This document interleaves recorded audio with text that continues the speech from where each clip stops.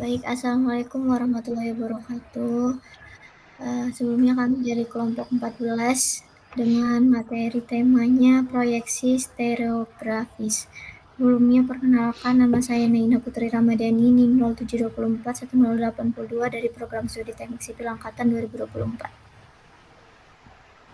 Oke, selanjutnya saya izin memperkenalkan diri. Perkenalkan, nama saya Leki Ferdinand Wicaksono dengan NIM 0724 dari Program Studi Teknik Sipil Angkatan 2024. Selanjutnya mungkin bisa dilanjutkan teman-teman saya.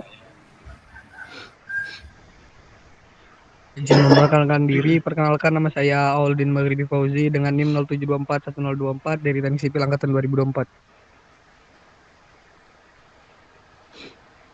Perkenalkan, nama saya Muhammad Alif Asidik, NIM 07241070. Perkenalkan, nama saya Randi Pratama Bintang Mardika dengan NIM 07241088. Pertama sini ada pendahuluan, jadi apa itu proyeksi. Definisi umum proyeksi adalah cara memindahkan titik dari ruang 3 dimensi ke bidang 2 dimensi dengan aturan tertentu, dengan bertujuan menyederhanakan representasi objek 3D ke bidang datar dan digunakan dalam seperti pemetaan, grafis komputer, dan lain-lain. Ada pula jenis proyeksi dalam kartografi atau matematika ini, yaitu pertama proyeksi ortogonal untuk memproyeksikan tegak lurus ke bidang, yang kedua proyeksi perspektif untuk menggunakan titik pandang tertentu, lalu yang ketiga proyeksi stereografis untuk memetakan titik dari bola ke bidang melalui kutub bola. Dan mengapa proyeksi ini diperlukan? Karena dengan adanya proyeksi ini kita bisa memilih sifat yang ingin dipertahankan seperti sudut, luas, dan jarak. Jadi proyeksi merupakan semacam cara menerjemahkan permukaan 3D ke bidang 2 dimensi dengan aturan tertentu. Lalu ada konsep dasar dari proyeksi stereografis, itu ada 5. Yang pertama ada bola referensi. Bayangkan sebuah bola dengan kutub dari utara ke kutub selatan dan lingkaran ekuator. Lalu yang kedua, titik yang diproyeksikan, misalnya ada titik P di permukaan bola.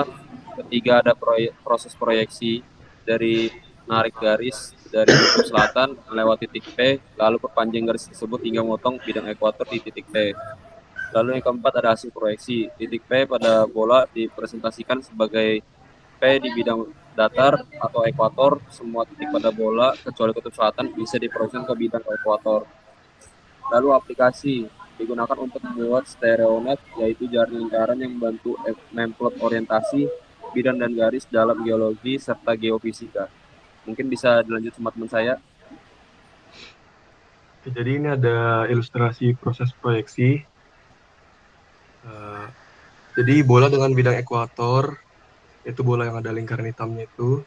Setelah itu ada yang warna biru itu kutub selatan sebagai titik proyektor. Setelah itu ada titik merah, itu titik P di permukaan bola. Dan titik P aksen itu hasil proyeksi P di bidang ekuator.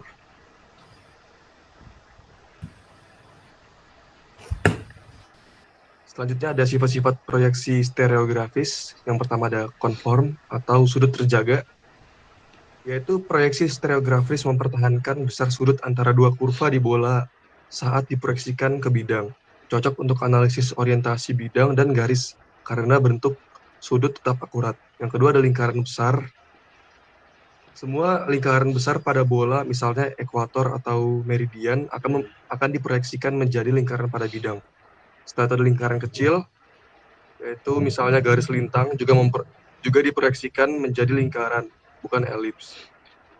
Setelah itu yang keempat ada kutub selatan tidak bisa diproyeksikan. Semua titik di bola, kecuali kutub selatan, dapat diproyeksikan ke bidang ekuator. Dan yang terakhir ada distorsi jarak. Jarak dan luas tidak dipertahankan. Semakin dekat dengan tepi lingkaran, distorsi semakin besar.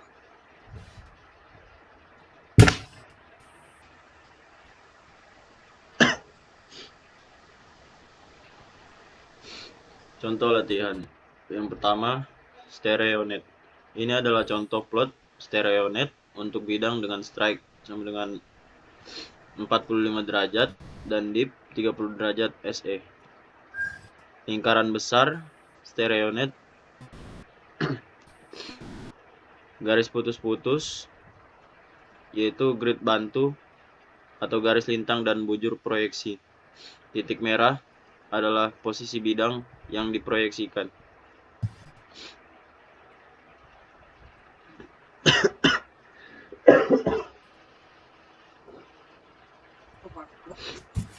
Contoh visualnya,